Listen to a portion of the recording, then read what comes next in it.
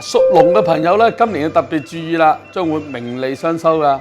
華蓋星就係一個非常之好嘅吉星啦，但係你切記一樣嘢，孤芳自賞，即係話你有好嘅作品或者好嘅寫作啊，或者好嘅電影，就算畫中畫都好啦，公開俾大家欣賞，千祈就唔好自己話自己靚，話自己叻，你要拎出嚟俾大家欣賞睇過，等人哋讚你。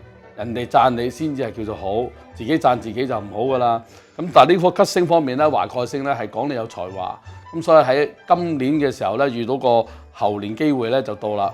你可以咧去寫書，或者做 show， 或者學習一啲present 啊，譬如我哋做司儀啊，或者一啲娛樂嘅事業啊，屬龍嘅生肖嘅人咧都會有表演才華嘅機會。咁而凶星方面咧就係有黃幡、白虎同埋飛廉同埋大煞。咁白虎顧名思義咧就係老虎啦。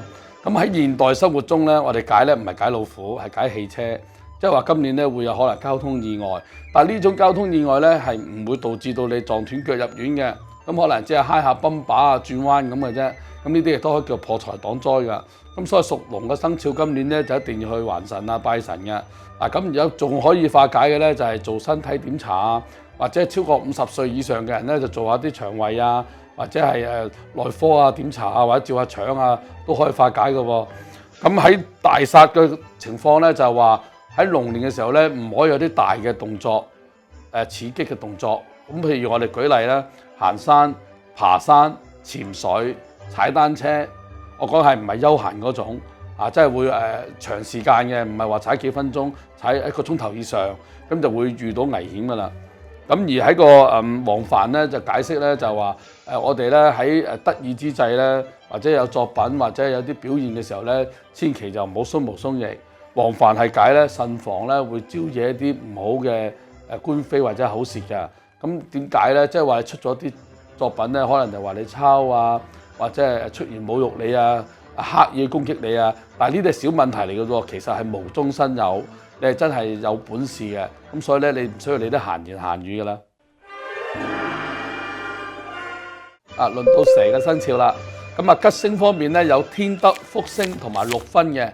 咁天德星咧就係顧名思義咧就工作上嘅貴人星，唔係喺生活上㗎。咁而福星咧亦都係喺工作而產生嘅貴人星㗎。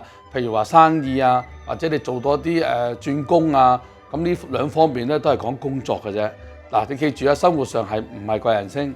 咁而6分方面咧係解你嘅財運，即係話你揾到個錢可能過往你揾咗50萬，咁你可能入不敷支啱好使晒。但係今年唔同啦，呢個6分星咧，你今年咧一定會掙到錢，亦都係有財運嘅年。咁你嘅投資或者你屋企嘅各方面嘅資產啊，亦都會有上升嘅趨勢嘅喎。咁即係你少少譬如而家跌咗股票，我舉個例，你喺呢個時候趁低喺過年嘅買入。咁你作一個長遠嘅投資，亦都係可以嘅。咁你放心你嘅投資啦。咁而凶星方面咧，有披麻捲舌同埋絞殺劫殺㗎。咁口舌嘅嘢咧，即係話啲是非星嘅啫。咁同化小人一樣嘅啫。咁你喺公司方面咧，就少講少錯啦。咁同埋咧，要擺出友善嘅姿態啦。咁亦都唔好犯小人啦。咁請嗰啲所謂懷疑你講你壞話嘅人，你唔好同佢計較啦。請翻去食嘢飲茶。咁佢就自然會收聲，就可以化解㗎啦。咁如果係拜小人嘅，當然擺個豬肉塞住個黃色嘅紙老虎，咁就可以化小人㗎啦。咁而披麻嘅意思咧，即係家中有長輩咧，你要留意啦，係一啲叫做長輩以上，譬如我哋講緊係阿婆阿嫲以上嘅，就唔係阿媽阿爸咁近嘅。長輩以上咧係有家中咧有啲喪事嘅出現，咁所以呢方面咧你就帶定碌柚葉啦，就擺定喺屋企嘅雪櫃。咁有需要嘅時候就可以隨時攞嚟用。咁啊去完殯儀啊或者送殯呢啲地方咧，醫院咧翻嚟用一啲碌柚葉沖涼，灑下啲水，咁你自然啲氣咧就除晒啲衰氣㗎啦。咁而喺啲劫煞嗰度咧，顧名思義係劫煞，即係話我哋有機會咧俾人哋偷嘢啊，或者係打劫啊。居住方面咧，你就小心有冇大廈翻修工程，或者你對面嘅大廈都可以嘅。咁附近有冇地方起樓？咁而旅遊方面咧，你係小心行李，同埋唔好咁夜翻酒店，會有機會遇到盜竊嘅。屬馬嘅朋友今年就要特別注意咯喎，因為咧喺吉星裏邊咧係冇噶，咁只可以借一啲八座星翻嚟，只係工作上邊有少少貴人嘅啫。咁其他一切咧就好平淡噶啦。咁而空星方面咧就好多噶，注意咯，天九星、吊客星就係講你會家中或者你朋友有啲喪事噶，咁你要準備啲碌柚葉以備不時之需。去醫院探病，你都要帶啲碌柚葉翻嚟沖涼。咁喺災煞同埋陽刃嗰度咧，係講你會有啲空災㗎。咁陽刃星咧，即係話你如果係一個家庭主婦咧，你好容易分心切餸都會切到手指流血嘅喎。咁咧就大量咧做一啲防止呢個血光之災嘅嘢啦。咁首先嚟講一開年咧就要做身體檢查、捐血、安排洗牙等等，咁去化解㗎。咁而喺災煞星嗰度咧就講咧，我哋坐呢啲車交通意外咧係會喺外地會發生㗎。咁所以咧上半年咧就可以春夏天就可以外遊。咁秋天或者冬天嘅情況咧，你就最好盡量就唔好出外啦，除非工作嘅需要嘅啫。如果去玩嘅咧，喺秋冬天咧你就會遇到啲災劫㗎啦。咁係一啲譬如發生交通意外，就算唔死重傷，咁你都唔好啦。咁喺冬天嚟講咧，滑雪咧呢啲咁刺激嘅遊戲咧都不適宜㗎，因為好容易跌親一啲頸椎啊，或者係坐骨神經啊，咁你就會有癱瘓嘅危險㗎。咁如果喺呢個劫煞方面咧，如果遇到啲盜竊嘅話咧，我勸你咧都打3條9報警好啦，你就唔好去追啲賊人啊，拉住個手袋啊，或者係同啲賊打交啊，咁你應該咧損失到財物咧，報警等警方去追查就算啦，唔好揾個生命去搏咁冒險。咁喺呢個時候咧，破財擋災咧，咁係唯一嘅做法。咁破財擋災咧都有方法㗎。咁主動喺慈善團體啊，或者係你揾朋友介紹，做一啲實際上嘅義工，親身去捐一啲錢，親身去派禮物，咁一善咧就可以化百劫。咁喺年頭咧，記得去入廟啊，或者返教堂啊去祈福啦。咁喺呢個時候咧，你要切記一樣嘢，唔好做擔保，會有破財。咁所以時候咧就你小心你嘅財運，啲錢千祈唔好擺咁多現金喺屋企，首飾嘅財物盡量放喺保險箱，記住唔好賭博，唔好投資。到羊嘅朋友咯喎，恭喜你啊！今年紅鸞星入命，不論男女都好容易結交到心愛嘅朋友。咁所以呢啲朋友咧，記住啊，唔係等於客戶普通朋友啊，係你喜歡可以將來結婚嘅朋友嚟㗎。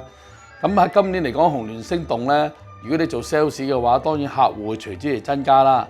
咁你人緣結交朋友嘅時候咧，你亦都態度友善，所以喺呢個時候咧，會識到好多交心嘅朋友㗎。咁所以你盡量參與多啲飯局、唱 K 啊，或者各大宴會嘅場合，盡量要抽時間去。咁喺空星方面咧，就係病符蜜月同埋寡宿天煞嘅。咁天煞星咧好易嘅啫，你只要拜一拜神祈祈福，心裏邊許願，甚至乎捐一錢去慈善機構，咁你嗰啲所謂天煞星咧，天災就冇㗎啦。天災意思咧，即係上天空跌嚿石頭落嚟揼親你都會有。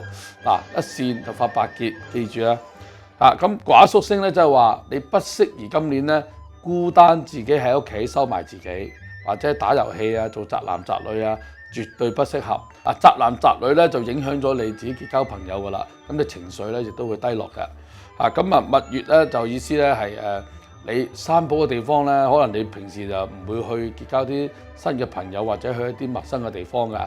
但係今次呢個紅鸞星嚟咧，你去一啲新嘅地方，譬如有啲旅行我未去過嘅地方，你就揀嗰啲去，將會有奇緣。咁恭喜你啊！病符星咧係解咧小病，咁當然啦，咁多朋友食咁多嘢，病從口入，呢啲相信咧都係一啲腸胃病嘅啫。咁你去旅行啊，或者出去食飯嘅時候咧，你自己記住帶定一啲腸胃藥、胃藥。胃痛嘅時候或者肚屙嘅時候，你都可以有藥即刻服食啊嘛。咁呢啲病咧係唔需要入院嘅，所以你絕對可以放心。咁紅鸞星動咧，呢個時候咧就唔好放過去啦，因為咧呢個馬騮嘅年份咧出現一個貴人星，呢啲姻緣咧全部都係一啲好嘅姻緣。如果結咗婚嚟講咧，我相信咧喺呢個時候咧唔應該會有呢啲姻緣㗎。如果結咗婚咧，就會帶嚟一啲事業上嘅官星桃花，即係話你係有個名譽啊，攞啲勳銜啊，或者係慈善頒啲獎俾你咁解㗎。所以放心啊，你唔會有第三者㗎啦。